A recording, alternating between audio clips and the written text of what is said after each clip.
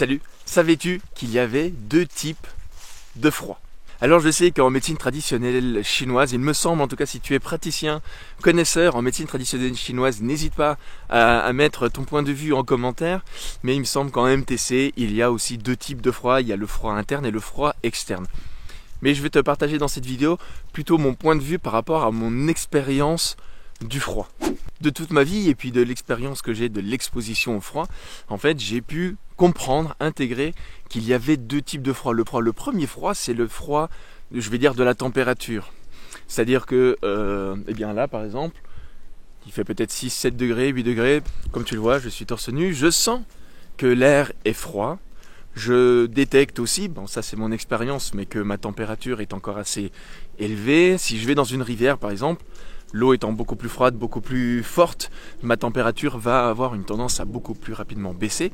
Donc ça c'est le premier type de froid, c'est que quelle est la température de mon corps. Et le deuxième type de froid, c'est un froid qui est beaucoup plus subtil, beaucoup plus interne. Je ne sais pas vraiment comment te le décrire, ou te le nommer d'ailleurs. Il s'agit de la sensation de froid que tu pourrais avoir à l'intérieur de toi, indépendamment de la température de ton corps ou de l'extérieur. Si j'ai un exemple à te donner pour ce deuxième type de froid, c'est quand tu es malade, en tout cas quand tu es fatigué, quand tu es à deux doigts de tomber malade, ou même que tu es malade, tu vas sentir cette sensation un peu de froid. Il y a comme un frisson, mais à l'intérieur. C'est un peu aussi, en moins subtil, c'est quand tu as de la fièvre en fait. Tu as de la température, donc ta température est élevée, et pourtant tu ressens une sensation de froid à l'intérieur de toi. D'accord ou pas? Et si toi tu as déjà ressenti cette différence, en tout cas de froid, n'hésite pas à mettre en commentaire ton expérience. Quand est-ce que tu ressens le premier type de froid et quand est-ce que tu ressens le second type de froid? Bon, et maintenant je sais ce que tu te demandes, il est bien mignon le pot, mais qu'est-ce qu'on en fait de cette information? Eh bien cette information, moi, elle me sert dans ma pratique du quotidien. Comment j'ai pu faire évoluer ma pratique de l'exposition au froid? Comme bon nombre de personnes, j'ai commencé à prendre des douches froides, à faire un petit peu de respiration, en tout cas pour mieux gérer les attaques du froid extérieur, donc du froid de la température, c'est-à-dire le froid de l'air, le froid de l'eau du lac ou de la rivière quand je vais me baigner. Et c'est là où j'ai commencé vraiment à potasser tout ce qui tourne autour de l'exposition au froid, notamment la méditation Tummo, la méditation tibétaine, du feu intérieur, de ces pratiques-là en fait.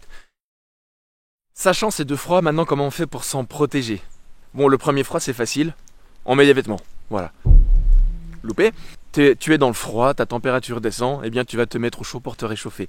Ça c'est assez facile. Et le second type qui est beaucoup plus subtil, eh bien je trouve que c'est aussi beaucoup plus subtil de s'en protéger en fait. Il y a des personnes, même avec des vêtements en fait, qui arrivent quand même à attraper froid, à sentir en tout cas ce frisson intérieur et puis finalement à tomber malade. En fait on laisse pénétrer ce froid. On a d'accord la température qui varie dans notre corps, mais est-ce que ce froid va atteindre nos organes internes? Est-ce qu'on va le laisser fragiliser notre équilibre, notre santé?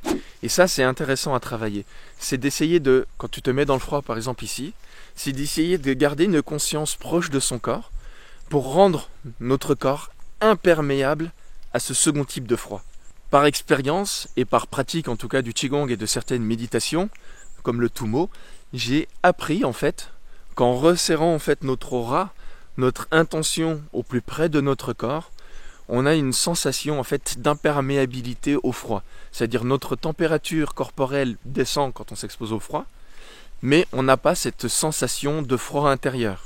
Et c'est pour ça que dans ma pratique du froid, autant je m'expose régulièrement au froid, je me baigne de manière régulière en tout cas dans les lacs ou dans les rivières pour le froid, et pourtant quand je rentre, par exemple je rentre d'une baignade dans un lac, je n'hésite pas à aller prendre une douche, parce qu'il faut se laver, mais je prends une douche froide. Et à aucun moment, en fait, je sens ce froid intérieur. Parce que dans ma pratique d'exposition régulière au froid, j'y ajoute aussi une pratique de Qigong et de méditation qui, elles, me permettent de renforcer, en tout cas, ce Qi, le Wei Qi, l'énergie protectrice de mon corps, pour ne pas laisser passer le froid.